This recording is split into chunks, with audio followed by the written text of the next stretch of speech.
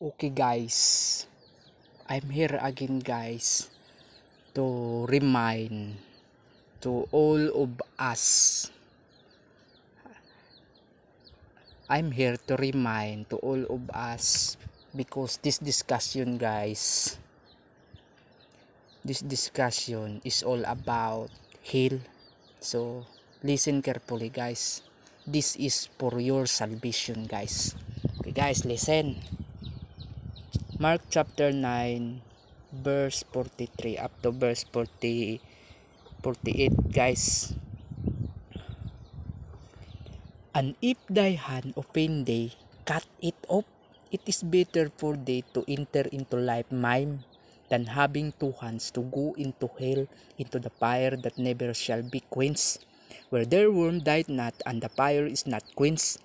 And if thy foot offend thee, cut it off. It is better for thee to enter half into life than having 2 feet to be cast into hell, into the fire that never shall be quenched, where their worm died not, and the fire is not quenched. And if thine eye offend thee, pluck it out. It is better for thee to enter into the kingdom of God with one eye, that having 2 eyes to be cast into hell fire, where their worm died not, and the fire is not quenched. So easy guys, and this is for your salvation guys. If you want inherit eternal life, okay guys, so read this Bible guys again and again if you want inherit eternal life. Okay guys, so if you want inherit eternal life guys, so according here in Mark chapter 18 out, okay, sorry guys, Mark chapter 17 up to verse 19. And he was gone forth into the way. There came one running and kneeled to him and asked him, Good master, what shall I do that I may inherit eternal life? And Jesus said unto him, Why callest thou me good? There is none good but one, that is God. Do knowest the commandments? Do not commit adultery, do not kill, do not steal, do not bear false witness, defraud not, honor thy father and mother.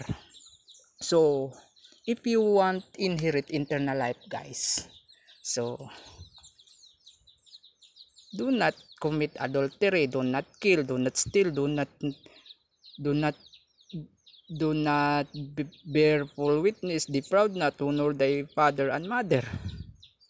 So because hell guys is prepared for Satan and his angels.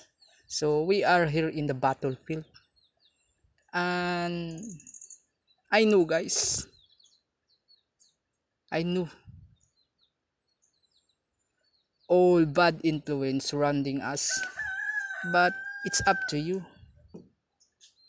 So discipline yourself guys, because according here in Revelation 21, but the fearful and unbelieving and the abominable and murderers and warmongers and sorcerers and idolaters and all liars shall have their part in the lake which burneth with fire and brimstone, which is the second death.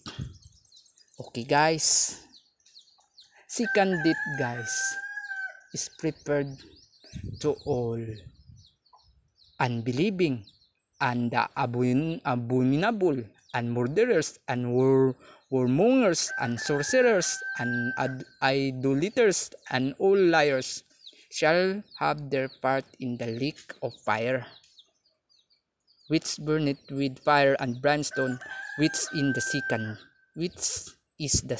death. So second death guys is real. So if you want inherit eternal life guys, just accept Jesus Christ is your Lord God, Father and Savior, and keep His commandment, because Jesus Christ said, here in verse 18. Why callest thou me good? There is none good but one, that is God. And remember always, guys, only Jesus Christ, the righteous God. Because only Jesus Christ, the righteous man. And remember always, guys, there is none good but one, that is God. So meaning to say, the righteous God represent to Jesus Christ.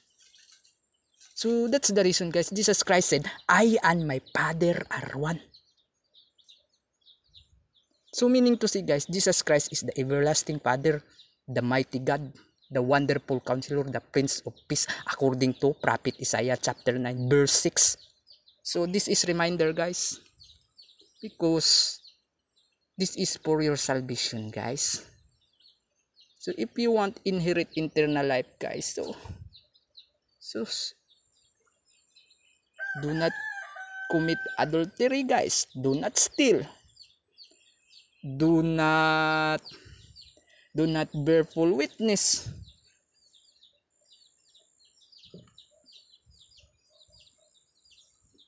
Do not bear false witness. Defraud not, honor thy father and mother. Do not steal. So simple, guys, if you want inherit eternal life and accept Jesus Christ is your Lord God Father, because only Jesus Christ, the righteous God, because only Jesus Christ, the righteous man. And there is none good but one, that is God. So meaning to say, the righteous God represent to Jesus Christ, because only Jesus Christ, the righteous man. Sus, bot lang. Okay guys, that's all.